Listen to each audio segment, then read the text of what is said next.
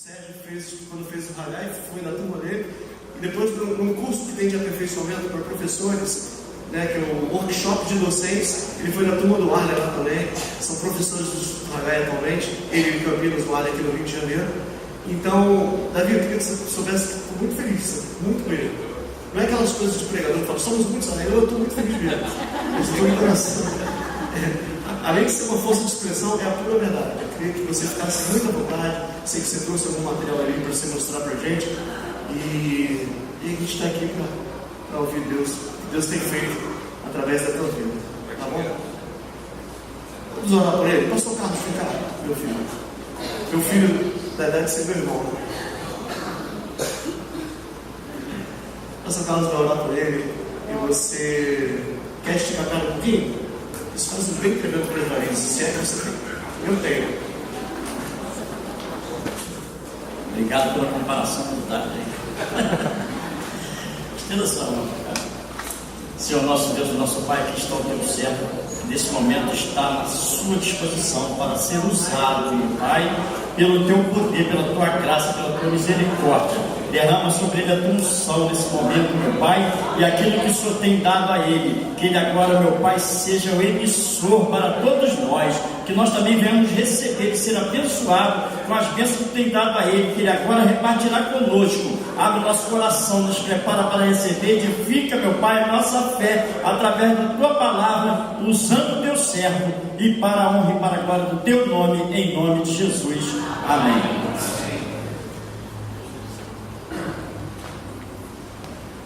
Amém. Boa noite a todos. Paz do Senhor. Pode tomar seu assento. É uma noite muito boa, muito feliz para mim também estar aqui. Falo também de coração. Eu estou encontrando pessoas aí que marcaram momentos especiais da minha vida, né? O encontro com o Ragai, o Sérgio, teve também o Arlen tiraram o nosso couro no treinamento. É praticamente um BOP lá, né? Ele participou, né? BOP de liderança. E o pastor que a gente deu muitas aulas naquela ocasião, né? A gente se via nos intervalos, mas foi algo muito de Deus. A gente está se conectando mesmo e a gente conversando, eu cheguei até aqui. Desculpa pelos meus trajes, né? Eu não tinha uma roupa bonita para vir aqui hoje, como muitos de vocês, mas o pastor já me perdoou. Ele falou, pode vir assim mesmo, pode pregar feio mesmo. Eu falei, então, fica mais tranquilo. Eu queria apresentar para vocês, primeiro eu queria combinar com vocês não podem dar risada no meu sotaque, tá bom? Eu estou cansado de sofrer isso no Rio, esse bullying gospel no Rio, né? Hoje, durante o dia todo, eles ficavam me perguntando, qual igreja que tu vai mesmo? Eu falava, Porta Formosa. Era a alegria do pessoal da base missionária hoje. Pergunta, todo mundo que passava só pergunta onde ele vai hoje à noite. Eu sei que aqui vai ser diferente, em nome de Jesus, né? Queria apresentar para vocês a minha família. Olha lá, a família bonita. Eles não podem estar comigo por causa de logística, por causa de uma série de coisas, mas como o pastor Marcos disse, eu sou pastor da cidade de Campinas. Nossa comunidade se chama For Next, que é para o próximo. Nascemos como uma base missionária e temos hoje os cultos de quarta-feira e domingo pela manhã. Mas todo o nosso trabalho, o chamado que Deus deu para nós, é voltado para a missão urbana. Então, não é que vocês devem ser dessa maneira, mas nós entendemos dessa forma. Então, tudo que é a problemática urbana, a gente está inserido. Nós temos uma casa de repouso que nós adotamos, nós temos um trabalho no presídio toda semana, atendendo. Eu sou um dos pastores de uma das maiores igrejas do Brasil, sabia disso?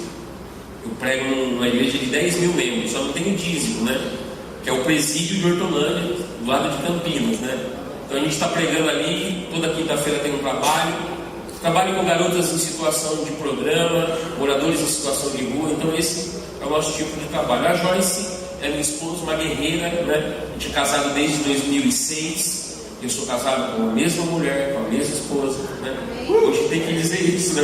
Hoje, infelizmente, é algo hilário que não deveria ser. Mas a Joyce é minha companheira. Quando ela casou, eu já era ordenado ao ministério, já tinha feito o seminário, então ela sabia muito bem com quem ela estava casando. Então ela não pode reclamar disso hoje.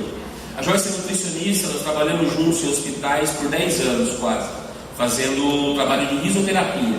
Trabalhamos no hospitalhaço, trabalhando no plantão da alegria, tudo que era alegria por meio, a gente fazia esse trabalho e foi um tempo muito bom. Mas aí nasceu esse ser humaninho aqui, com a mamadeira, e tirou a minha companheira de missões por um tempo, né?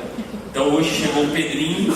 Eu queria falar primeiro do Vitor. O Vitor é esse aqui de baixo, ó. O Vitor já veio para o Rio, o Vitor ele já está mais inserido em missões. Eu dou aula pelo Hagai, pelo Jocum, por algumas escolas que tem os mochileiros da África, e o Vitor está nesse ambiente missionário. O Vitor, pela carinha dele, já dá para você ver aqui, né? É o menininho do Lego, do Minecraft, né? Ele é essa geração. Vocês lembram quando eu estava caçando Pokémon? Quem lembra aqui quando tinha aquele Pokémon desse lado aqui? Gente do céu, lá era, né? Só que o Vitor, como a gente já caminhava na missão, ele caçava moradores em situação de rua, entendeu? Filho de missionário tinha que caçar outra coisa, né? Então ele passava na rua e falava: pai, tem um cara tá aí no mato ali, ó. Aí a gente tinha que parar o carro, né? Aí dava um pão, dava uma roupa, e é comum para ele. Só que eu conto sempre essa história que marcou muita gente. Nessa ocasião, desse homem que ele achou, esse homem chamava-se Luiz. Quando ele encontrou o Luiz viu ele e começou a chorar muito, o morador de rua, demais. Aí eu falei: cara, por que você está chorando? Aconteceu alguma coisa? Ele falou: cara, quando eu saí para a rua, o meu filho parecia muito como seu filho. O tamanho, a expressão, e eu queria orar por ele, mas na verdade eu não queria orar pelo Vitor, eu queria orar pelo filho dele. E a gente falou: cara, beleza, pode orar. Eu não sei se você já ouviu a oração de uma pessoa que mora na rua. Ela não é tão bonita quanto a nossa, mas ela é muito sincera. Ele orou muito ali, choraram, se abraçaram, a gente deu comida, deu uma roupa legal para ele, e a gente foi embora. Quando está na madrugada, o Vitor vai bater na porta do quarto, sei lá, tipo 3 horas da manhã. Pai, você viu o que está acontecendo? Eu falei: não, né? Eu falei: meu Deus, 3 horas da manhã, você não viu o que está acontecendo? Eu falei: não. Eu falei: além de missionário, dando revelação agora, né? Veio com o pacote completo, né? O que aconteceu? O que aconteceu? Eu falei: vem aqui no meu quarto. Eu fui, ele abriu a janela do quarto. Eu falei: o que está acontecendo aí? Eu comecei a ficar preocupado. Eu falei: não estou vendo nada. Meu pai, você não está vendo, está chovendo. E aí, está chovendo, glória a Deus, está chovendo. Meu pai, está chovendo e o Luiz está dormindo lá na rua. Essa carinha que eu fiz. E a gente para e faz o quê? Busca um cobertor em casa, uma blusa, e vai caça ao morador de rua, parte 2, né? Para tentar achar esse homem. Então o Vitor tem umas perguntas meio complicadas, né? E como que a gente explicaria que o nosso lugar de morar é aquele e do aquele cara lá na rua? É algo sério para uma criança, né? Talvez a gente se conforme com isso com o passar do tempo, mas o Pedrinho é esse ser humaninho que chegou depois aqui, ó. Esse garoto, ele é sensacional. O que o outro tem de calma, ele tem de Highlander. Assim.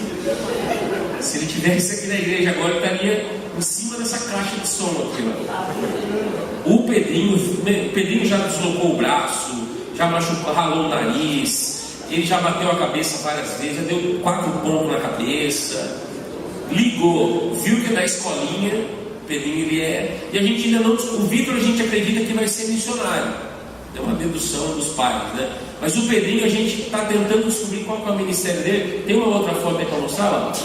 A gente está achando que é da oração e intercessão da igreja. Cara no pó, joelhinho no chão, né? A família sai para a missão e ele é o homem canelinha de fogo nosso. Mas esse é meu presente, essa é minha família. Eu trago um abraço deles para vocês. E eles com certeza já estão lá, como de costume, orando para que aqui seja uma bênção, para que Deus também fale com vocês. Agora, antes de eu começar, eu queria que vocês vissem um vídeo que vai ficar mais fácil de entender como que funciona essa missão urbana, tanto em Campinas quanto no Rio de Janeiro. Eu vou pedir para eles soltarem o vídeo e aí a gente continua.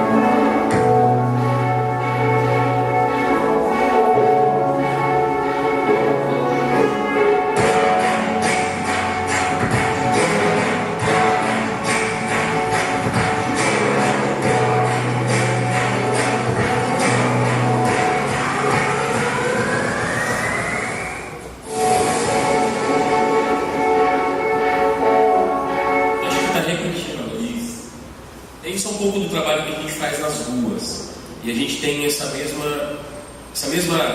layout lá também em Campinas. Aqui no Rio eu venho aqui já há quase 3 anos. Eu confesso que no começo eu não queria voltar mais aqui no Rio de Janeiro, que é muito diferente de São Paulo. Eu comecei chegando ouvindo muitos tiros, a Mangueira, que é a nossa base, é no morro, é bem na faixa de Gaza, né? Mangueira e Tuiuti. Eu ouvia muitos barulhos e eu queria acreditar que aquilo era rojão, sabe? Acho que é festa junina, alguma coisa, né? Só que a festa junina estava durando em outubro, dezembro, janeiro, não era festa junina isso. Eu não tenho muito, mas é como eu disse para o pastor, meu coração já estava dentro disso, né? E aí as inserções no Tuiuti, tanto na Mangueira, começou a fazer parte da gente, e a gente começou a cuidar dessa comunidade mesmo. E aí descendo essas crianças, atendendo os moradores em situação de rua, e aí eu fui ficando, trazendo as escolas para cá, e estou já há quase 3 anos. Amo o Rio de Janeiro. Hoje eu entendo que no meio do caos onde Deus vai agir, a situação não é a gente cruzar os braços e dizer, né? Na verdade a gente está na guerra, né? A gente não sabe o que vai acontecer numa imersão no morro, né? Lá a gente tem que pedir às vezes uma autorização, fazer um trabalho para o chefe, né, para o dono do morro, mas Deus tem sido glorificado em tudo isso. Famílias têm sido restauradas, e eu queria já contar a experiência de um dos meninos da base. Eu queria trazer ele hoje, mas ele estava um pouco cansado. O Leandro é um garoto que a gente encontrou ele literalmente dentro do lixo. O projeto que vocês viram aqui, o Quarta Viva, ele é feito após o culto de quarta aqui no Rio. Sai 200 marmitas quentinhas, né? Lá é marmitex, aqui chama quentinha, né? Então sai 200 quentinhas e 200 garrafas de água. E a gente vai no centro do Rio de Janeiro para fazer a entrega disso. E a gente encontrou o Leandro num desses dias. Então entregou para o Leandro a comida e pediu para ele ir na segunda para estar com a gente no acompanhamento na vida dele ali. E o Leandro saiu, e foi um processo. Ele chegou lá, jogou com a camisa do Vasco naquela ocasião, né? A gente falou, calma, Deus vai fazer uma obra na sua vida. E começou um processo, né? Ele já deixou a camisa do Vasco. E foi muito interessante que para mim era tudo muito novo, assim. A rua do Rio, ela é muito agressiva, muito mesmo. O morador de rua, eles brincam que quando vão para Campinas, os missionários aqui, falam, cara, o cara come e joga no lixo, né? Certinho e tal. Aqui, o lixo, eu não consigo... Alguém pode me explicar isso no Rio de Janeiro? Que o lixo está aqui, o compartimento do lixo está aqui, o lixo está aqui, né? São centímetros que o lixo está dentro do lixo, né? A gente não consegue entender. E o Leandro começou esse processo, era um garoto que ele, no corte de cabelo de barba, começou a varrer, começou a estar mais unido no projeto. E um dia ele chegou e disse assim para mim, eu estava dentro do morro, falou, pastor, eu preciso te contar uma bênção. Eu falei, pô, bênção é bênção, né? Conte as bênçãos, né, irmão? Olha, pastor, a bênção é que eu não estou usando mais crack. Ele usou crack por 8 anos. E eu falei, pastor, ele falou, isso que você falou agora, glória a Deus. Falou, pastor, crack para mim já não dá mais, não quero mais crack, agora eu estou só na cocaína, pastor. Foi miserável. Como você fala um negócio que eu não entendi, que era um processo. Hoje a gente celebra isso com o cara da rua, de verdade. Quando ele fala que saiu do crack, que é a droga mais devastadora que a gente tem, você sabia que no mundo inteiro, o lugar que o crack é mais barato é no Brasil, sabia disso? Uma droga caríssima fora do Brasil. E ajuda, na verdade, contribui com essa situação tão precária que a gente tem voltado para esse tipo de droga, tão destrutiva que ela é. E ele então, da cocaína, quando ele foi falar que saiu da cocaína, já estava mais perto, né? Pastor, sai da cocaína, tá lá onde? Agora eu estou só na corote, aquelas pinguinhas de gordinhas assim. E foi se limpando, e o Leandro foi um menino que ele se destacava demais. Ele passava, ele limpava as mesas, ele estava ali, e ele foi mudando a cor dele, assim. O crack ele tira, ele era um cara cinza, a gente brincava com ele, era verdade. Os esmaltes dos dentes, ele foi voltando, e até que um dia a gente, num processo de recuperação de uma pessoa da rua, a gente teria que colocar dinheiro na mão dele, para saber se realmente já foi transformado, ou se ele ia para uma biqueira e começaria de novo o processo. E aí a gente arrumou um serviço lá dentro da base, de pedreiro, e ele era um ajudante de pedreiro. E o pedreiro fazia o trabalho, ele ajudava e recebia. Quando a gente foi pagar ele, falou, não posso pegar dinheiro na mão. Eu queria que vocês guardassem o dinheiro, comprassem minhas coisas do supermercado, e eu não queria pegar o dinheiro. E a gente viu que realmente já viu um temor nele de voltar para aquele estado. E a gente já estava feliz com isso. E o Leandro ajudando esse esse pedreiro, no dia do culto, o pedreiro disse assim: olha, eu não vou voltar para trabalhar. Eles tinham que fazer um muro muito grande, tipo, daqui nessa porta do meio, que era um muro, ia ficar alto. O pedreiro fez a meia mureta, falou: ó, limpa isso aqui, que à noite vai ter culto aqui na base. Eu estou indo embora e volto à tarde para ver se está tudo certo. O pedreiro foi embora, ele ficou na base com um carrinho para tirar os restos de cimento e concreto dali. Quando o pedreiro voltou no fim da tarde, o muro já estava tipo dessa altura, assim, ó, retinho, assim, ó, de fora a fora. O pedreiro quase caiu duro, né? Já foi pegando o prumo, já foi vendo, falou: quem que fez esse muro? Pelo amor de Deus, quem que fez? Ele olhou e falou assim: foi eu. Mas como assim você fez um muro desse? Ele falou: não, eu estava pegando o cimento que o senhor pediu, eu senti o cheiro do cimento, aí eu lembrei que eu era pedreiro. O craque tinha roubado isso dele, ele não lembrava que em um determinado momento da vida ele foi um pedreiro profissional. E hoje é, né, tudo que é obra, e foi um milagre. Então ele é um caso que a gente tem lá hoje. Hoje ele tem casa. É lindo.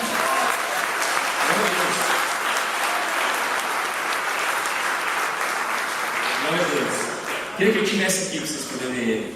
Hoje ele tem casa, hoje ele ajuda na base. A gente ajuda os pais dele lá em Duque de Caxias. E os pais passaram a dificuldade esses dias. Ele foi lá todo orgulhoso, levou a cesta básica, levou uma mistura.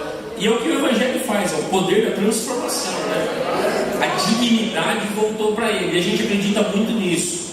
E é nisso que a gente tem trabalhado. Eu coloquei todas as minhas forças, o meu foco, o meu chamado. Eu sou vocacionado para isso. Eu não tenho mais crise com isso. Antigamente eu ficava meio, não é isso. Eu já fiz trabalhos na África, fui por 3 vezes na África, fui para o Peru, fui para o México. Tenho desejo de morar no México com a minha família daqui uns 4 ou 5 anos. Eu tenho um chamado geográfico para lá, mas eu tenho muito trabalho ainda até chegar lá. Em 4 anos tem muito o que fazer. Mas eu entendi, eu ouvi isso de Deus, que eu precisaria saber trabalhar na cidade. Porque aonde Deus me levar vai ter uma cidade, e vai ter a problemática, e eu preciso desenvolver isso. E ficou muito claro para mim que eu não vou fazer em nenhum outro lugar do mundo aquilo que eu não faço aqui agora. Que o missionário não vai nascer na ponte aérea, né? A hora que ele cruzar lá o continente africano, aí eu sou missionário. Não! A missão começa onde a gente está, com o recurso que a gente tem, com a ideia que a gente tem. E o grande problema é às vezes a gente achar que precisa de muito, né? Olha, mas eu não tenho. Irmãos, é assustador o que a gente vê por aí. A criatividade, o acesso à internet de um morador em situação de rua. A gente tem alguns computadores lá e monitora para eles acessarem. Ele encontra a família mesmo deposita o dinheiro e põe ele na rodoviária, ele vai embora para casa e recomeça a sua vida. Então a grande questão não é nem o recurso em si, é a gente entender e parar e ver que a gente pode fazer algo mais. Eu tenho falado que o chamado da igreja, ele deve ser como o pastor até mencionou aqui numa oração, sobre a vida da sogra de Pedro. Quando Jesus entrou na casa daquela mulher, ele cura ela, não é?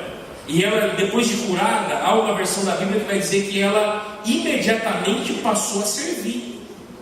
E esse deveria ser o processo natural da nossa vida. Nós éramos doentes pelo pecado, éramos entregues, mortos espiritualmente. Houve um toque de Jesus, somos curados. Imediatamente deveríamos nos levantar e servir.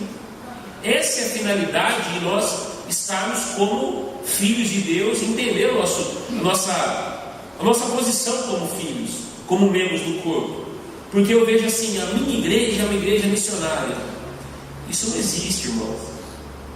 Não existe igreja missionária. Existem igrejas que obedecem e outras não. Isso não está a parte da igreja, não tem como não questionar. Não é como o carro, o item de série, né? Não dá. Ou está dentro, está no DNA da igreja, fazer algo, mover algo, ou não está. Então isso ficou muito claro no passar do tempo. E eu carrego isso e em lugares que Deus tem me levado, eu chego e quero saber onde está o pobre. Eu não quero saber onde está o shopping. Quero saber o que dá para a gente fazer, onde que vai. O pastor já me deixou feliz aqui quando eu cheguei. Porque vocês só precisam pular o muro, né? A gente tem que fazer uma escada aqui e já atravessar, e chegar na comunidade, estar perto de ajudar, de mudar uma realidade. Tem também aqui um prédio que ele me mostrou. Então eu entendo muito isso. É o ser igreja, né? Da porta para fora. Aqui ouvimos, recebemos, adoramos e lá fora a gente serve. É assim que deve ser. E é assim que a gente tem que fazer. Amém? O pastor me deixou à vontade com relação ao tema que eu pudesse pregar aqui. Eu digo que não é difícil chegar para pregar no lugar. Difícil é voltar, né? Então vamos nos esforçar para que tudo saia bem, né? Queria que você abrisse sua Bíblia, sentado mesmo aí no seu lugar. Isaías capítulo 32. Eu pensei em uma palavra desde quando a gente falou sobre esse convite, e a palavra que veio muito forte no meu coração se encontra nesse texto. É um texto ao qual já há algum tempo Deus fala comigo, e eu queria partilhar. Eu não vim aqui para inventar moda, viu, irmão? Eu não vim aqui para fazer algo, meu Deus, né? Eu vim aqui para partilhar do que Deus tem feito, abrir meu coração, contar do que eu tenho vivido. E quando eu falo do que a gente está vivendo, num vídeo como esse, não é para você falar, nossa, ele é o super-homem, não. É para dizer, gente, dá para fazer também, eu também posso fazer isso. Eu preciso só me localizar nisso e também fazer, apenas isso. Então, o fato de pregar hoje, eu não leio a Bíblia para pregar. Eu leio a Bíblia porque ela é minha regra de fé. Eu tenho a devocional, eu leio, eu amo a palavra de Deus. É o norte para a nossa vida. Mas ao pregar a palavra, nós trazemos aquilo que Deus tem feito através de nós temos vivido. Então, é abrir o coração aqui com vocês e contar alguns causos aqui da palavra de Deus, testemunhos do que Deus tem feito. Isaías 32, versículo 9. Deixa eu ver a partir do 9. Essa é uma palavra de Isaías direcionada para um grupo de mulheres. Eu queria que a gente pensasse nisso, como foi essa colocação que ele fez para esse grupo de mulheres. Ele disse assim, levantai vós mulheres que estáis em repouso, e ouvi a minha voz, e vós filhas que estáis tão seguras, inclinai os ouvidos à minha palavra.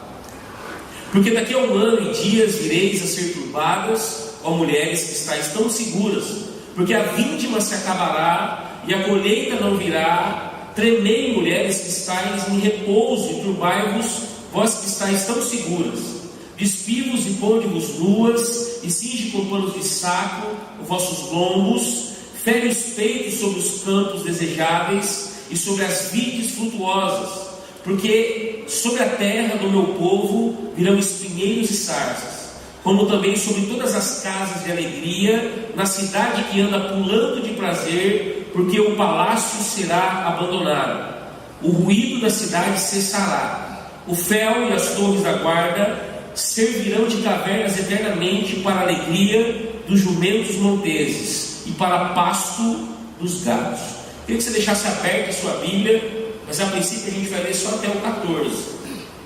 É interessante o chamado de Deus para Isaías, porque é um trabalho pesado que Deus tinha para ele. Não sei como você enxerga hoje o profeta, mas hoje o profeta ele é recebido com honras, né? A gente chama bem de profeta e recebe bem o homem de Deus, mas nessa época não era dessa forma. Ser um profeta poderia custar sua cabeça, poderia custar você ir contra o reinado, e Isaías sabia bem disso. Isaías, até enquanto ele não era aquele que tinha uma responsabilidade sobre ele era um homem que tinha uma vida aparentemente tranquila. Ele era um homem a qual ele era da linhagem de Uzias, alguns vão dizer, ou ele era primo de Uzias, mas o problema era de Uzias, não era dele. Ele era um primo apenas, ele era alguém próximo de Uzias, mas há uma grande preocupação com Isaías quando algo é direcionado para ele. Preocupado com isso, quem estava no trono.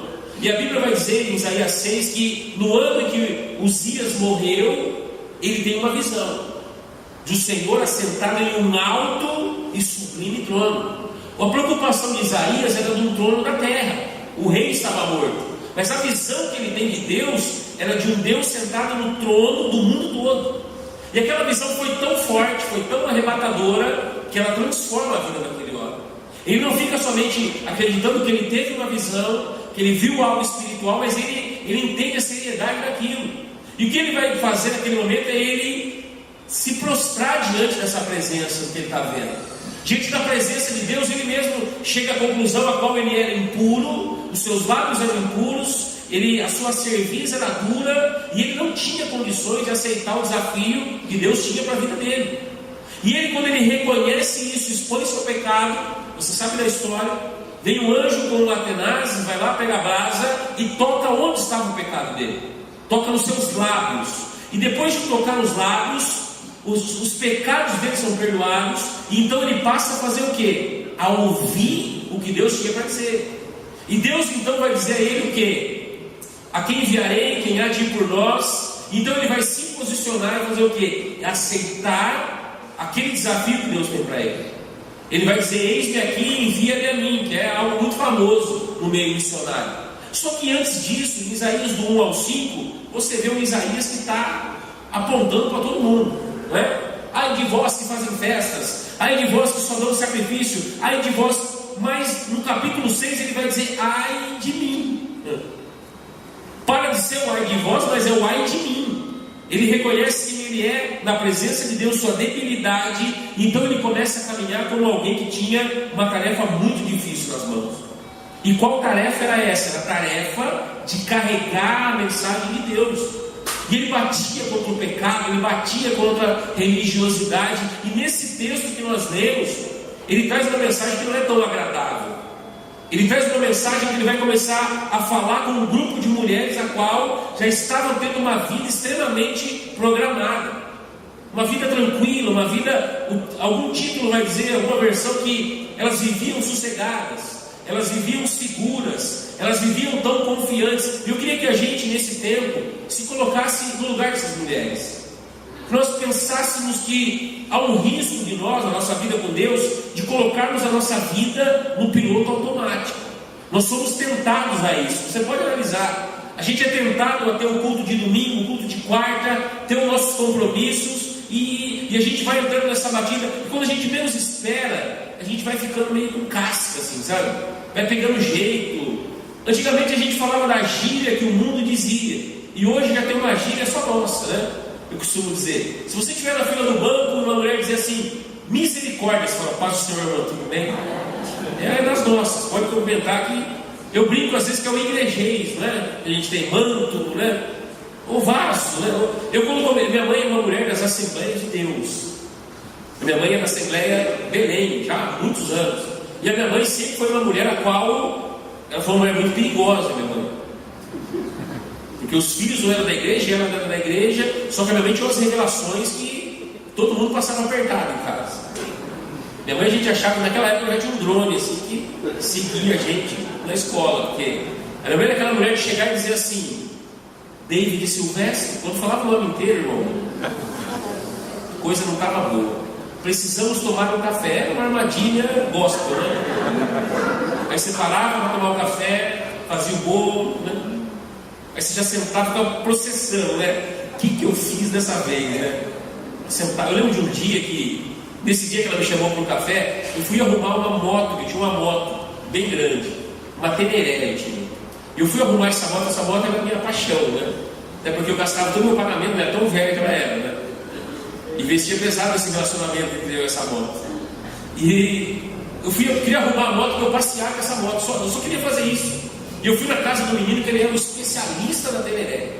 E quando eu fui lá na casa desse menino, que eu não conhecia muito bem, ele chegou uma hora lá e falou assim: sabe o que é isso aqui? Mostrou um potinho para mim. Eu falei: orégano. Não é como que eu era um menino, né? Do mal, né? Nossa, bem malandro, né? Eu acho que é orégano isso, né? Não, isso é maconha. Maconha, é. O que você acha da gente fumar maconha? Eu falei: cara, eu só queria arrumar minha moto, só, né? Nossa, só, né? Tá dentro do pacote, eu não quero, né? Eu abro mão assim.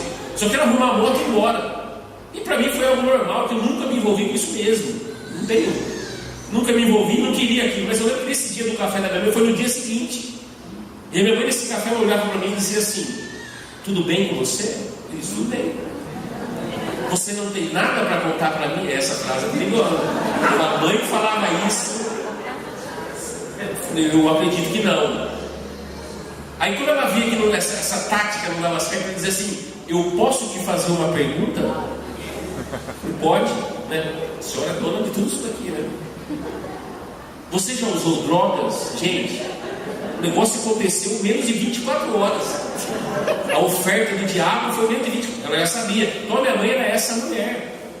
Havia todo. E isso, na verdade, a gente vai trazendo dentro da gente, tem esse igrejês nosso, esse jeito nosso de. Eu costumo dizer que isso é uma verdade. Se uma pessoa normal, né, vê a gente conversando às vezes, ela não está entendendo muito o que está acontecendo, né? Até os louvores às vezes a gente brinca, né? A pessoa entra na igreja pela primeira vez, vai ouvir: incendeia, Senhor, a sua noiva. Meu Deus, o que está acontecendo? É um negócio perigoso. Alguns dizem assim: ser missionário, ser um cristão, não precisa ser louco, né? Precisa ser louco? Não. Mas se for, irmão, vai ajudar bastante. O trabalho que a gente tem feito vai ajudar bastante. E Isaías, então, nesse momento, o que está acontecendo com ele? Ele direciona essa palavra, e como eu disse, a gente vai ficando meio, sabe se portar dentro da igreja. A gente sabe fechar os olhos, falar que tem a marca da promessa. A gente já vai pegando o jeito da coisa e vai ficando difícil da gente dar ouvido, às vezes, àquilo que Deus quer dizer. Porque a gente já sabe como se arrepende, a gente já sabe que é graça, já sabe que Deus ele vai perdoar. Isso é um perigo. É um perigo.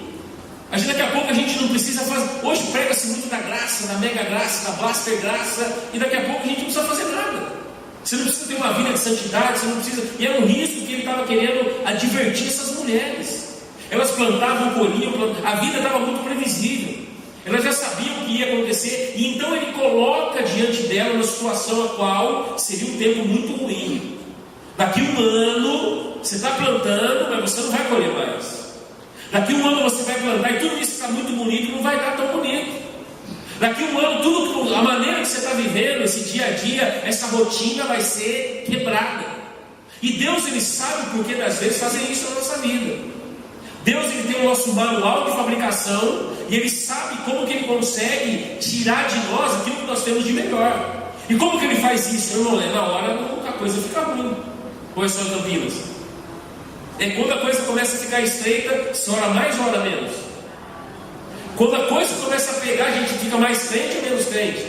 E era isso que ele estava alertando essas mulheres.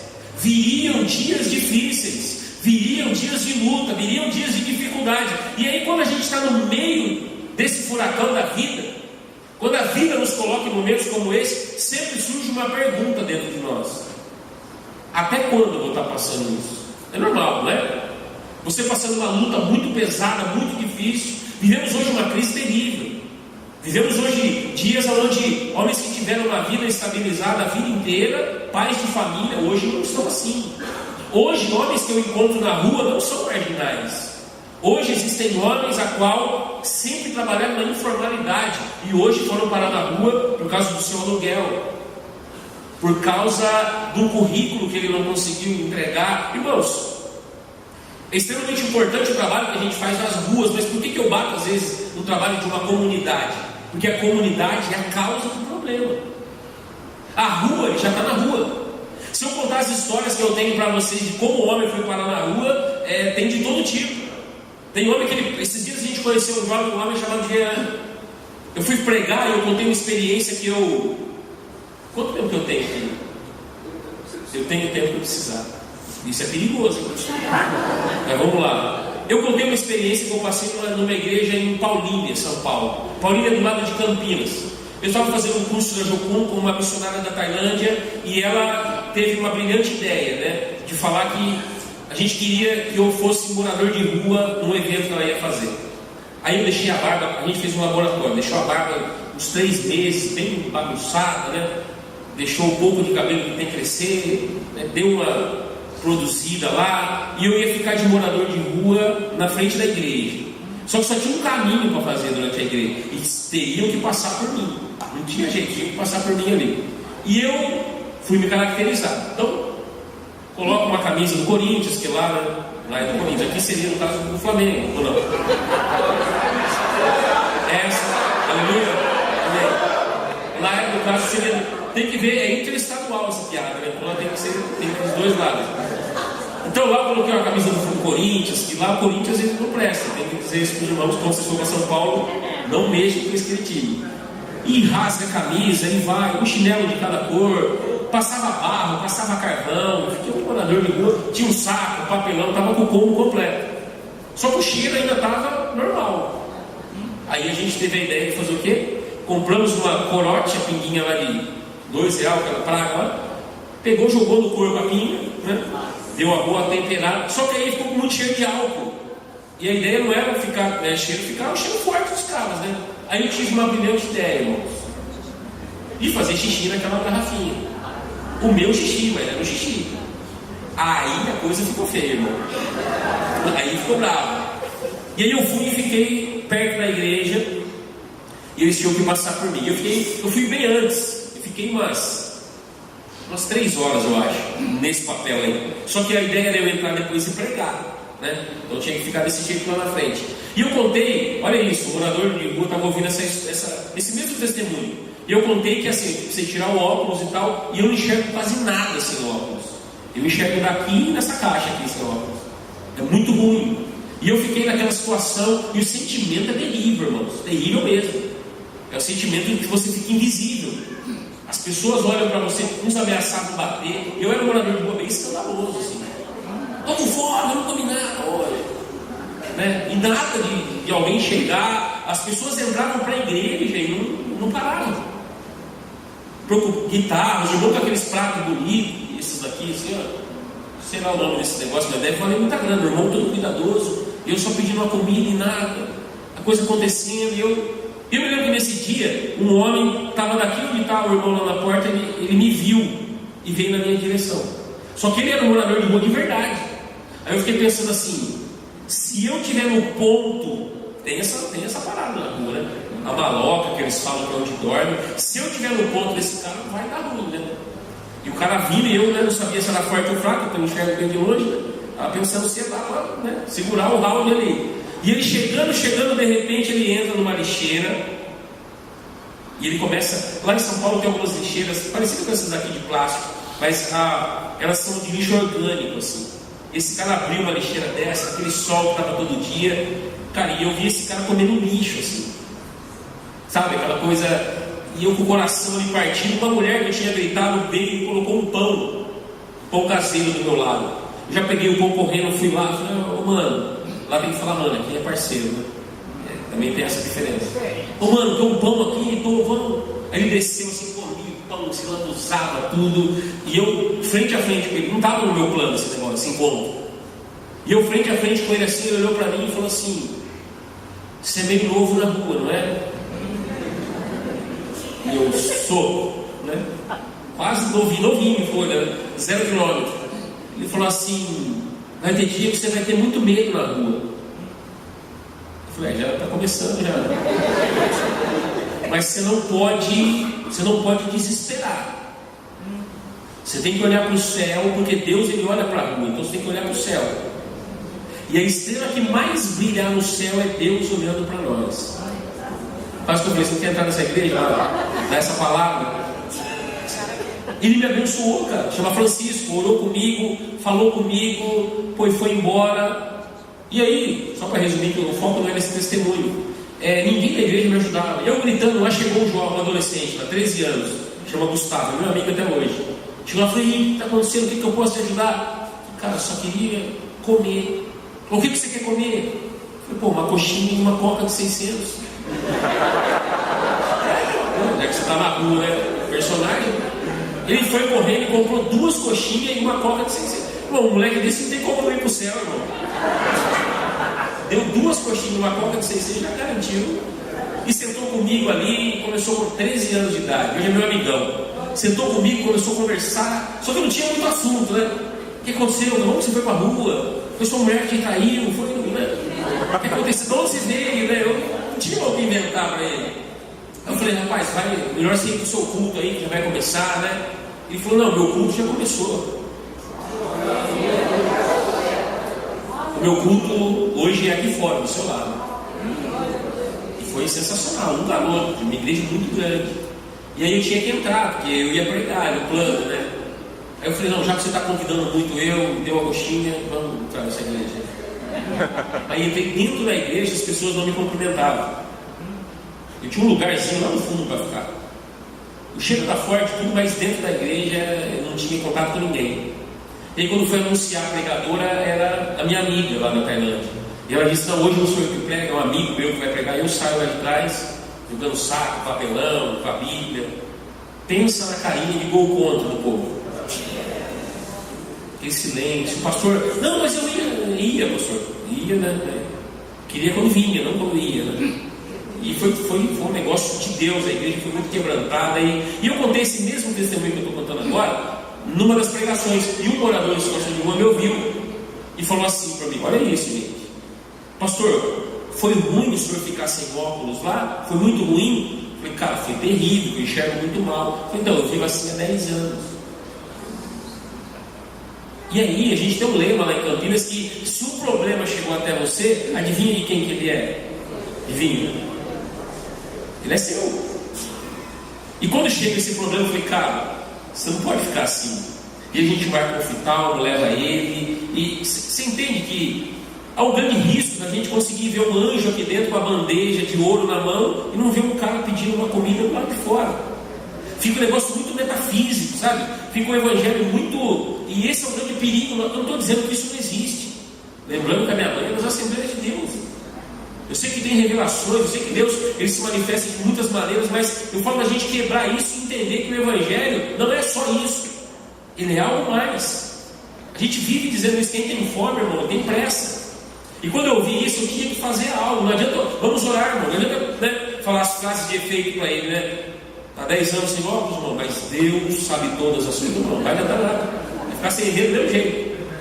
Então é a questão da gente romper com isso e entender que o evangelho, há aquela coisa dentro das igrejas, não daqui, mas só lá de Campinas, que diz assim: quantas almas você ganhou para Jesus? Negócio meio Zé do Caixão, né, cara? Meio ministério meio caça-fantasma, né? Quantas almas que veio, né? Não é alma, é o combo, né? É alma, espírito, corpo. Essa alma, ela tem fome segunda-feira. Essa alma, ela tem necessidades. E eu tenho certeza que num país como o nosso, a 200 metros da nossa casa, tem algo que a gente pode fazer.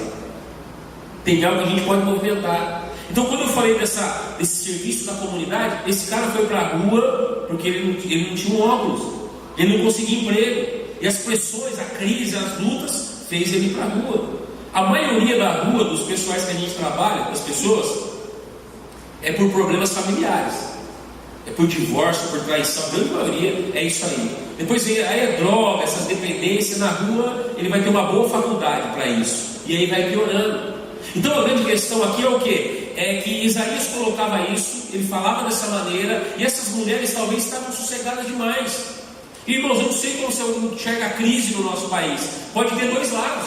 Você pode olhar para ela e dizer, meu Deus, está tudo pegando fogo. Mas por um lado, você pode olhar e dizer, eu tenho o antídoto para essa crise. Eu sei como que sai dessa crise. Eu sei que o Deus que eu sirvo não depende de governo, não depende de quem vai ganhar, de quem vai ser preso, de quem lava jato, não lava jato. Não, está acima de tudo isso.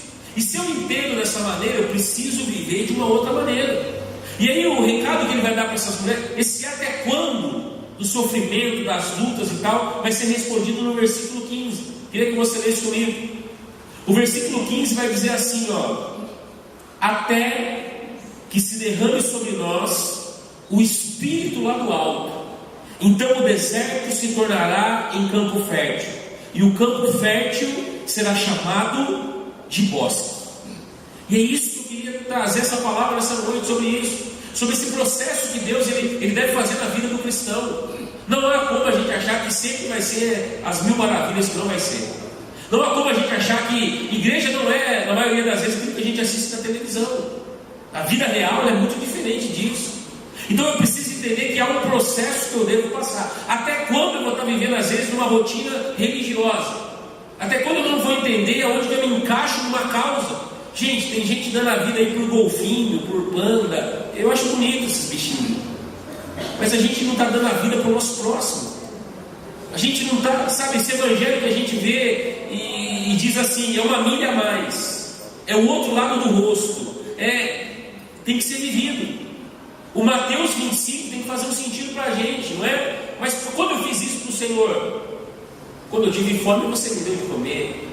Quando eu tive sede, você me deu de beber. Tive lume, vestisse. Então tudo isso faz parte do quê? De uma maturidade andar com o Senhor. E esse entendimento de receber o Espírito e passar por esse processo vai nos deixar pessoas muito mais maduras na nossa fé com o Senhor. Ele está dizendo que quando o Espírito vir lá do alto, vai acontecer um processo na nossa vida. E qual processo que ele está dizendo? Deserto, campo fértil e bosque. E a vida com Deus, ela é feita dessa maneira. Para pensar. Lembra daquele dicionário do igrejês que a gente falou? Quando eu falo a palavra deserto, a sua cara não fica boa daqui de cima. Você já sabe que o negócio vai ficar ruim, não é? E deserto ele é extremamente necessário na nossa vida. É o tempo de casulo, né? O tempo de estar escondido, é o tempo de Deus poder nos preparar para algo, porque às vezes nós queremos tanto resultados e esquecemos de um processo. Eu pensei, esse dia eu estava escrevendo algo, falando com alguns amigos, que a gente quer comparar o capítulo 1 da nossa vida com o capítulo 35 da vida de alguém. Não, da minha vida tem que ser. Você não sabe da história dessa pessoa. Você lembra de Moisés, quando ele foi chamado para o deserto? Moisés foi tido como o filho da filha de Faraó, não é? 40 anos ele passa ali, dentro daquele palácio, tido como filho da filha. Ele vai aprendendo de tudo, um lugar bacana, né? Lá era legal, a riqueza estava ali. Só que ele tinha uma mãe que dizia que ele não era naquele lugar. O primeiro Bolsa Família da história foi o de Moisés, você sabia disso, né? Miriam foi lá e falou: se pagar para uma mulher aí, ela vai cuidar dessa criança. Então, o primeiro Bolsa Família sai dessa época, né? Ela cuidava do filho, tinha um salário para cuidar do filho. E a mãe cuidava e treinando ele ali, cuidando, dizia que ele estava num lugar, só que ele não pertencia àquele lugar. Ele estava no Egito, mas ele era um hebreu. E ele entende isso tão seriamente que quando ele tem a primeira oportunidade de ver um egípcio maltratando um que era dos dele, ele vai e comete o que a gente sabe que é um homicídio. E nesse tempo, então, ele já queria ser alguém, né? Ele queria ser o quê? Um juiz, né?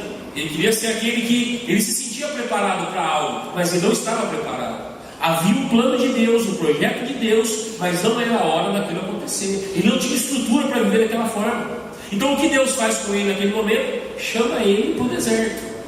E no deserto, irmãos, é um lugar de deserto. Não tem nada. As roupas que usavam no palácio não tinham sentido no deserto. O iPhone X do palácio não dava sinal lá no deserto. E Deus vai tirando dele, daquele homem no deserto, tudo aquilo que não precisava. Foi Moody quem disse que ele passa 40 anos da vida dele achando que ele é alguém. E mais 40 anos no deserto, Deus mostra que ele não é um ninguém. E com mais 40, que ele morreu com 120, Deus disse a ele o que Deus poderia fazer com aquele que era um ninguém. E assim viveu Moisés. Então quando ele sai desse deserto, olha que interessante. Antes do deserto ele se sentia preparado, não era? Queria ser um libertador, estava apartando briga. Mas quando Deus chama ele depois do processo, fala: Moisés, é o tripé da justiça de Deus, né? Eu tenho visto o sofrimento do meu povo, eu tenho ouvido o choro dele, eu tenho sentido o que eles estão passando. Esse é o tripé da justiça de Deus. Deus apresenta isso para Moisés e fala que queria que ele fosse um libertador. Sabe qual é a resposta de Moisés? Eu para fazer isso? Mas você não estava lá atrás fazendo, já que... Só que o deserto trouxe para ele quem realmente ele era, sabe? Nos lapidou, moldou. E para quebrar essa rotina que a gente está dizendo aqui, é preciso passar por esse processo, sofrer os desertos, sofrer as lutas, sabe? Encarar, ser maduro com relação a problemas também. Quando a gente fala de bênção, não é só aleluia, né? Eu acho que é só o Antigo Testamento, não? Aí não aplica, está errado. É entender que, por que o Davi ele enfrentou suas lutas? Você acha que é justo, irmão, um menino matar um leão? É justo ou não? Imagina, está lá tranquilo no pasto, parece um leão no pasto. Não, um negócio sério, não é um cachorro. É muito sério. Quem já assistiu aqui o filme do Leonardo DiCaprio lá, O Regresso? Que ele briga com o urso. Levanta a mão, pode levantar que não é pecado, não. Pode levantar. Isso. Vocês viram a hora que ele entra numa briga com o urso ou não? Vocês chegaram nessa parte? Irmão, essa coisa foi brava, irmão. Foi tão feia a briga que ele ganhou até o Oscar depois, porque ele ganhou do urso, entendeu? O Titanic não deu certo ali, ele conseguiu. Mas, cara, o pregador, quando assiste aquilo, ele já viaja, né? Meu Deus, não, o urso bate, rasga e acha que está morto, não está. Davi também matou o urso. E parece justo também matar leão, matar urso, não parece? Só que quando ele chega diante de Golias, o que habilitou ele a poder lutar com Golias? Os problemas. O leão, o urso, habilitou aquele homem para um dos maiores desafios da vida dele. Então toda vez que eu escondo de uma luta, eu fujo do deserto de Deus, eu estou deixando de gerar em mim aquilo que Deus quer. Porque é nesse processo que vai gerar. Não vai ser na alegria, foi Salomão que disse, não é? É mais vale estar na casa de luto do que na casa de festa. A festa é festa, irmão. Agora o luto, o sofrimento no homem, ele vai gerar intimidade com Deus. Vamos recorrer literalmente a Deus. Você lembra de Jó quando dizia? O que Jó dizia? Antes eu te conhecia somente de ouvir falar, mas depois de todo aquele vendaval, ele pode dizer o quê? Hoje os meus olhos te veem. E quando foi isso? Foi no momento da crise, irmão. Foi no momento do deserto, foi no momento de, sabe, eu sinto que Deus ele tem olhado para a igreja brasileira hoje, tem visto muitos movimentos fragmentando o Evangelho. Quer encher uma igreja, fala de bênção, irmão, fala de milagre, fala de fragmenta, mas fala de responsabilidade, não dá tanto ibope, não vai vender tanto essa mensagem, não vai dar muito certo. Mas isso é essa falta de maturidade em nós, de entender que o Evangelho é feito disso. É de vida com Deus, é de choro, é de lágrima, é uma história construída com Deus. E é isso que Deus quer gerar em nós. Haverão desertos de Deus de tempo em tempo, para Deus extrair de nós o que nós temos de melhor. Irmãos, é difícil viver dessa maneira, mas é prazeroso ver o cuidado de Deus. É difícil demais encarar problema, luta, mas com certeza algo vai gerar dentro de você. Se eu perguntar aqui hoje na igreja, qual foi as maiores lições que a gente já teve com Deus? Foram em momentos de crise. Foram em momentos onde a gente não tinha mais a quem recorrer. Deus aparece e Ele fez um milagre na nossa vida. Não é tempo da gente aceitar armaduras de Saul, mas é tempo de vivermos a nossa experiência com Deus. Eu me lembro de testemunhos da minha mãe nas Assembleias de Deus que dizia assim: olha, a irmã Josefina era uma mulher de Deus. Ela orava, a chuva parava. Já viu o testemunho desse ou não? Ela orou, a chuva parou. Ela chegou na igreja, ela pisou na igreja, a chuva caiu. Louvado seja a irmã Josefina. Amém. Ela é uma bênção. Mas Deus não quer ser só o Deus da irmã Josefina. Ele quer ser o seu Deus. Ele quer dar a sua experiência com Deus. E quando a coisa é dentro da nossa casa, irmão, aí começa a ficar complicado. Aí tudo que nós temos de evangelho, de louvor, de vida com Deus, é hora da gente colocar isso em prática. É hora da gente ter maturidade e lembrar da mensagem que a gente ouviu lá em 99 e trazer aquilo à tona e dizer: olha, era aquela palavra para esse tempo. Era algo que Deus preparou para viver e passar por esse período agora. E a gente precisa ter esse entendimento. Suportou no deserto. O processo que a gente está lendo diz que vai ter um tempo de campo fértil. Aí o nome já começa a melhorar. Sai do deserto, já é um nome mais bonito. E o período de campo fértil é um período onde Deus ele pode confiar coisas a nós, sonhos, projetos a nós. Por quê? Porque o coração está preparado. Você teve fidelidade quando tudo estava pouco, e agora Deus ele pode te colocar em muito. Ele pode confiar coisas a você. Porque quantas pessoas não entrou por uma porta como essa, recebeu aquilo que queria e não voltou nunca mais para a igreja? Sabe o que acontece no caso desse? Ela não tem uma estrutura de viver aquilo que Deus quis colocar na mão dela. Então, quando eu entendo esse tempo de campo fértil, eu entendo que é quando Deus ele pode confiar projetos a mim, colocar algo no meu coração. Lembra de Ana, que ela não podia ter um filho? Ela queria filho, Deus dava filho, ela queria filho, Deus dava filho. Mas um dia ela pede de uma maneira diferente. Ela pede como alguém que seria um campo fértil. Ela diz assim: Senhor, se o Senhor me dá isso, se o Senhor me der esse filho, eu quero te devolver ele. Se o Senhor dá esse filho para mim, eu quero devolver ele na sua casa, no seu templo. E o que acontece nesse momento? A vontade dela se une à vontade de Deus. Ela queria um filho, Deus queria um profeta. Ela queria um filho, Deus queria aquele que queria ungir Davi, que foi um dos maiores reis de Israel. Então, quando isso está ligado, o milagre começa a acontecer. Talvez as lágrimas do deserto fez a terra dura ficar mais mole, e agora a gente pode viver um novo tempo. Sabe, pode provar e pode ver que como Deus foi fiel. Irmãos, eu não sei você, mas quando acontece algo assim da parte de Deus, a nossa fé ela fica muito maior. Eu me lembro que na primeira viagem missionária que eu fiz, eu vivi dias muito difíceis. Eu falo que eu primeiro fiz a prática e depois eu fui para uma escola para aprender a teoria da missão. Eu saí com a minha esposa, trabalhava na Nestlé. A Nestlé, a matriz da Nestlé no Brasil é em Araras, cidade que eu vivi toda a minha infância. Eu era um profissional nessa multinacional, e eu me lembro de fazer um seminário, a cabeça pegando fogo, um monte de coisa, Deus falando. Eu falei: a gente precisa ir embora, e vamos fazer a obra. E casei, e a gente foi, 1 ano de casado, já estava no campo missionário. Irmãos, pensa numa loucura. Não sabia o que era ter um mantenedor, não sabia o que era ter uma igreja, sabe, igrejas intercessoras orando por isso. E eu me lembro que a coisa começou a ficar difícil.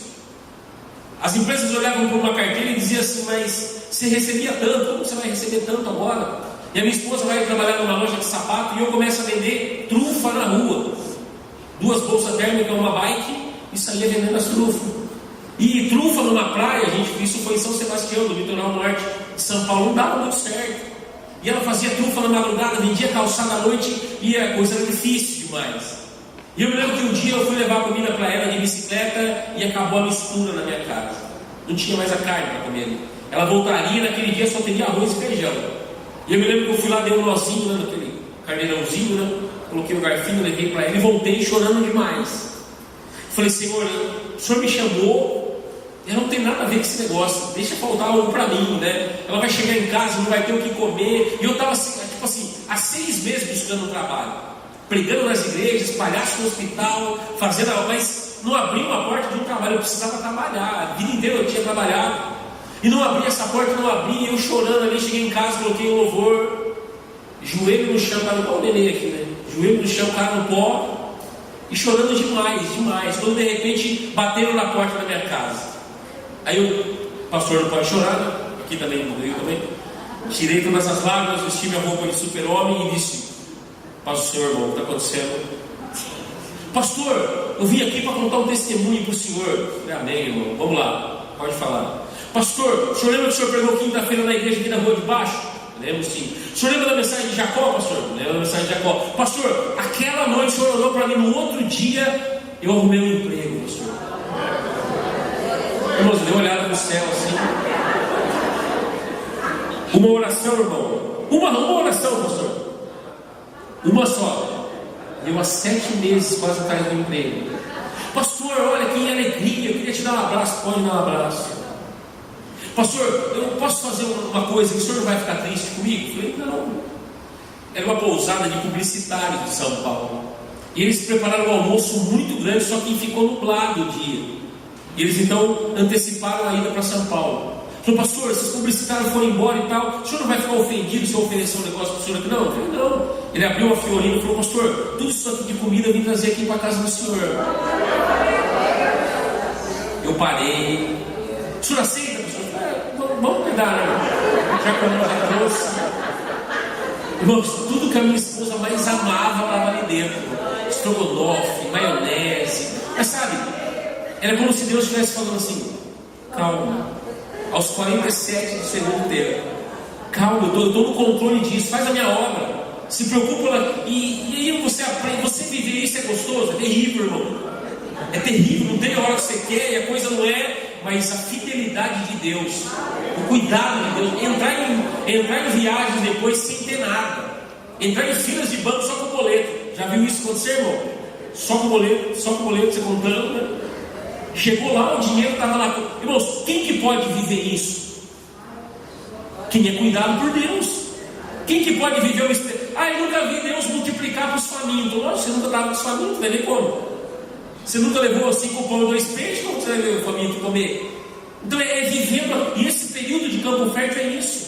É acreditar, é confiar, superar o momento de crise, e Deus então vai poder confiar experiências conosco. Meu desejo nessa igreja, para esse ano, é que você viva profundas experiências com Deus. Porque isso vai superar qualquer desânimo que você possa ter. Sabe, provar, sabe, ouvir, ver Deus, sabe?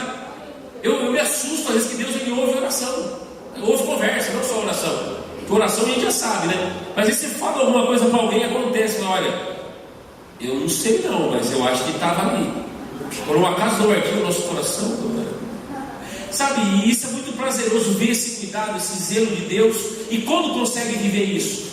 Sendo firmado dessa maneira, sendo filhos não mimados, mas maduros, entendendo que há tempo de deserto, mas há tempo de campo fértil também.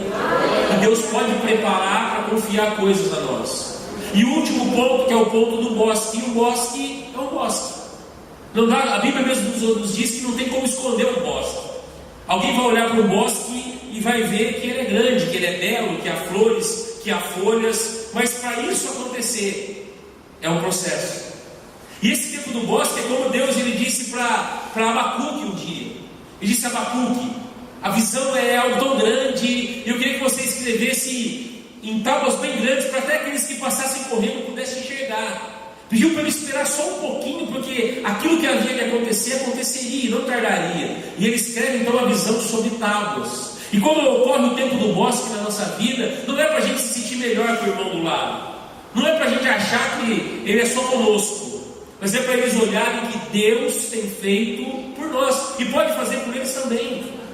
É alcançar o milagre, é chegar e viver. Isso é a vida com Deus. Irmãos, não há como viver. Às vezes a gente quer viver uma vida com Deus igual aquele filme Clique. Lembra daquele filme que você pega o controle remoto e vai pulando tudo que é ruim, né? Oh, a sogra vai jantar em casa, pula esse negócio, né? Vai acontecer isso. Aí quando chega no fim da vida daquele homem, ele vê que ele não viveu nada. A vida está vazia. Não tinha as pequenas conquistas da vida, das lutas, das dificuldades. E o grande segredo é nisso. Não é orar para não ter problema, mas é orar para não viver uma vida como essas mulheres. Deus não quer que a gente venha aqui e esteja numa vida extremamente programada. Deus não quer robôs, Ele quer filhos. Ele quer pessoas de relacionamentos. E para isso, eu tenho aprendido isso em lugares que eu tenho passado. Eu tenho visto que as pessoas têm vivido experiências com Deus porque têm entendido, têm sido maduras e entendido o tempo de Deus para a vida de cada um. Eu não sei que tempo que você está vivendo hoje, eu não consigo saber disso. Talvez você pode estar aqui e dizer: pastor, eu estou vivendo um deserto terrível. Pastor, o senhor está falando aí, está dando risada, mas amanhã o senhor não sabe o que eu tenho que enfrentar. A minha palavra para você hoje é: tenha calma, não se desespere, sabe, aguenta firme. Vai passar, isso vai passar. E viver um tempo, talvez, pastor, eu estou vivendo um tempo de campo fértil, meu irmão. Tira mesmo o projeto da gaveta, tira mesmo aquilo que está empoeirado, sabe? Coloca de novo gás nisso. Confia em Deus que vai dar certo. Ah, mas é crise, meu irmão. Na crise, enquanto um chora, outros vêm de lenço, irmão. Alguém está fazendo alguma coisa. Alguém está pensando em algo que a gente não pensou. Alguém está, sabe, encara isso mesmo. Ah, pastor, o senhor não sabe o que eu estou passando. Eu venho de uma falência, meu irmão. Arregaça a manga e vai para cima.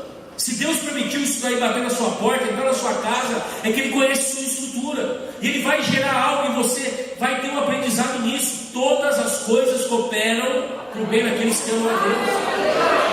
Ah, pastor, mas agora eu estou no bosque. Está no bosque, irmãozão? Que bonito. Se está no bosque, lembra como que é duro estar no deserto. Lembra como que é incerto estar no campo fértil. E ajude essas pessoas. E libere uma palavra na vida dessas pessoas. Você que é mais maduro, você que já passou por situações e sabe que está doendo na vida de alguém, meu irmão. Há uma canção que diz assim: que das minhas feridas sai o poder para curar.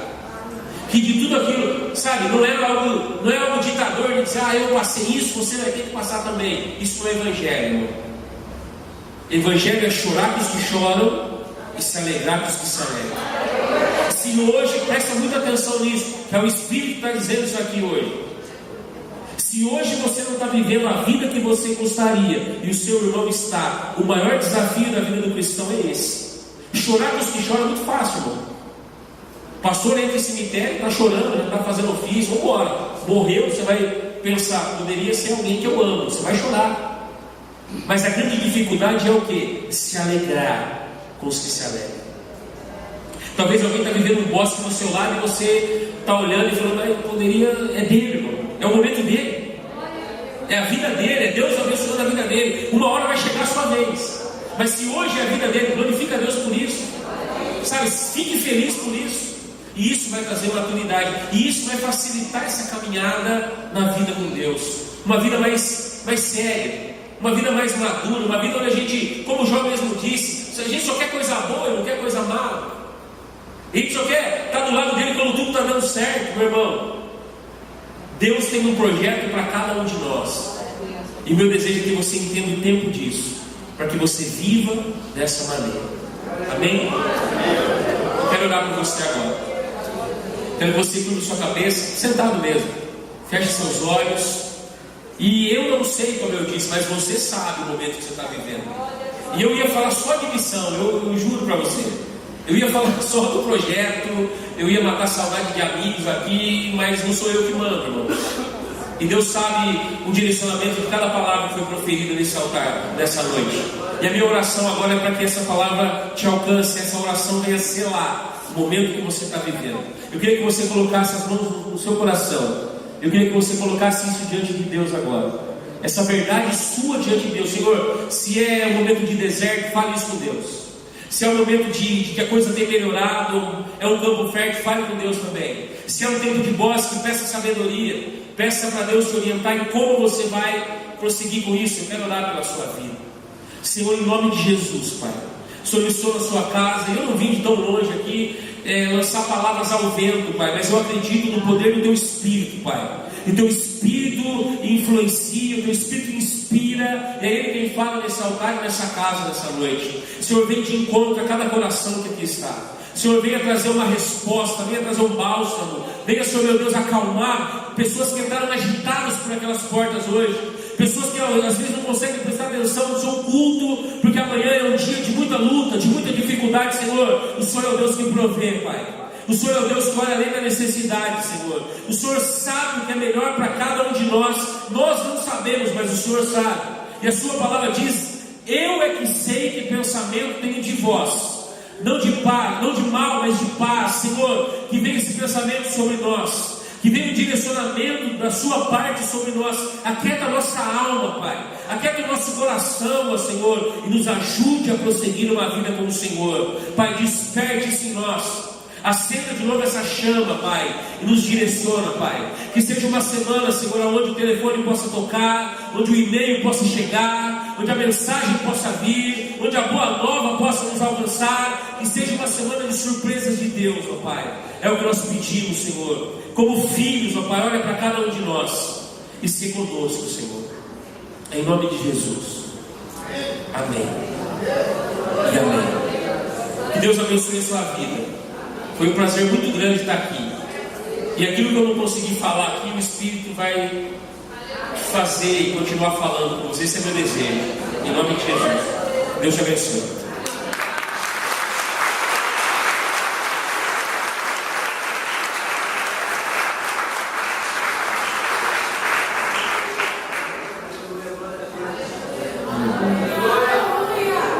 É isso que me faz.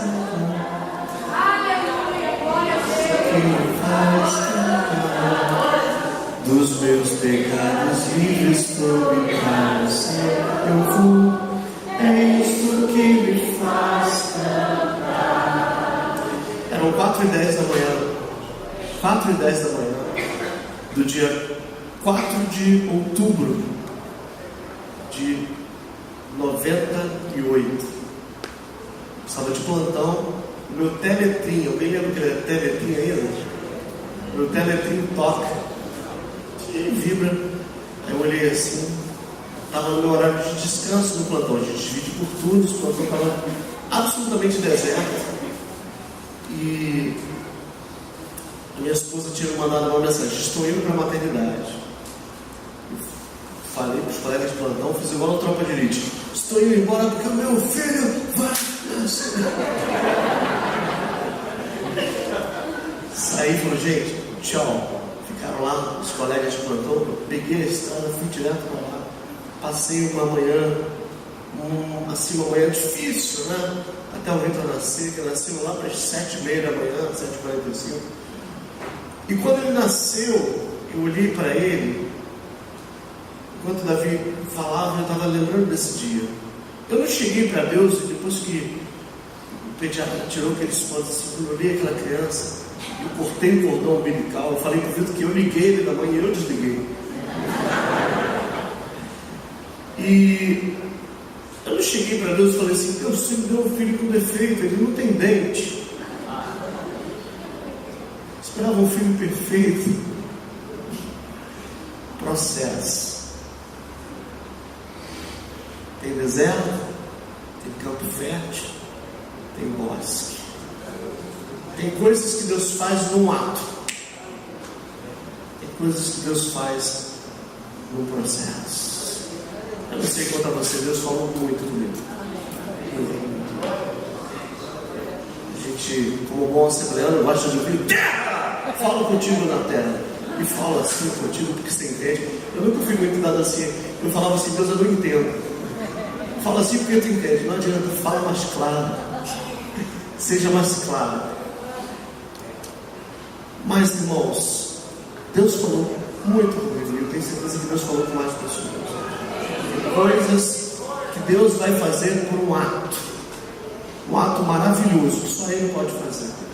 Outras coisas Ele vai fazer por meio de um processo. Penso que essa foi a mensagem que Deus falou comigo. Eu sei que cada trecho do que Davi falou, cada trecho de canções que foram cantadas, tem CEPs diferentes aqui. Deus foi mandando aí mensagem para cada um de nós. E eu glorifico a Deus por isso. Amém? Eu glorifico a Deus por isso. Deus abençoe a Davi. Muito obrigado, Davi, por ter vindo aqui me abençoar, por ter vindo aqui nos abençoar. E como você falou tanto nessa leve, vou fazer uma homenagem à sua mãe. O meu Davi pode voltar aqui nessa casa. Então, Davi vai voltar outras vezes. Agora que eu sei que ele está aqui pertinho, de Campinas, Ponte Aérea, Rio, o tempo todo, né? Então, a gente vai conversar bastante ainda. Vamos conhecer esse projeto mais de perto. Amém? E quem quiser conhecer mais de perto o projeto, conversa com ele, bate papo com ele, fala com a gente vai estar estreitando isso daí no nome de Jesus. Fiquemos de pé, meus irmãos. Glória a Deus. Senhor, nosso Deus e nosso Pai, eu quero te agradecer, Deus. O Senhor sabe como fazer carinho em nós. O Senhor sabe como falar conosco. O Senhor tem um jeito todo especial de nos abordar e de tratar conosco. Eu quero te agradecer por tudo que foi feito nesta casa esta noite. Ganhamos esta noite. Ganhamos este tempo que estamos aqui. Foi um tempo absolutamente proveitoso para a nossa vida espiritual, em que nenhum de nós, nem sequer um de nós, sai com a sensação de que faltou alguma coisa, porque não é verdade. O Senhor visitou o seu povo mais uma vez.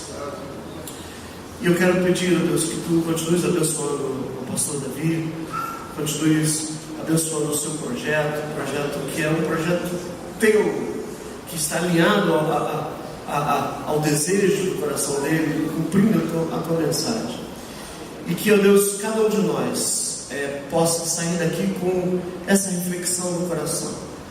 Não há como não sair de uma mensagem como essa sem rever conceitos, sem rever crenças, sem rever valores, sem rever comportamentos, sem rever prioridades. Não há como não ouvir o que a gente ouviu e não sair revendo como a gente está enxergando o Evangelho. Não há.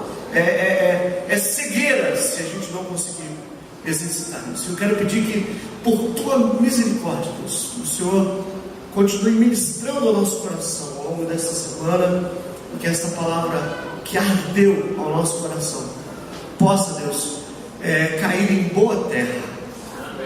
Uma boa terra, mesmo que o coração esteja em deserto, mas eu tenho certeza que daqui a pouquinho será campo fértil, e daqui a pouquinho será bosque. Deus, em nome de Jesus, continua trabalhando na minha vida, continua trabalhando na nossa vida, Deus, ao longo desta semana, e que possamos, ó Deus amado, te glorificar e te exaltar em todo o tempo. O culto não acaba aqui, o culto continua dentro do nosso coração. No nome precioso de Jesus é o que nós te pedimos, Senhor, e te louvamos. E que a graça do nosso Senhor e Salvador Jesus Cristo, que o amor de Deus, nosso Pai, e a comunhão do Espírito Santo seja com cada um de vocês, não somente hoje, mas para sempre.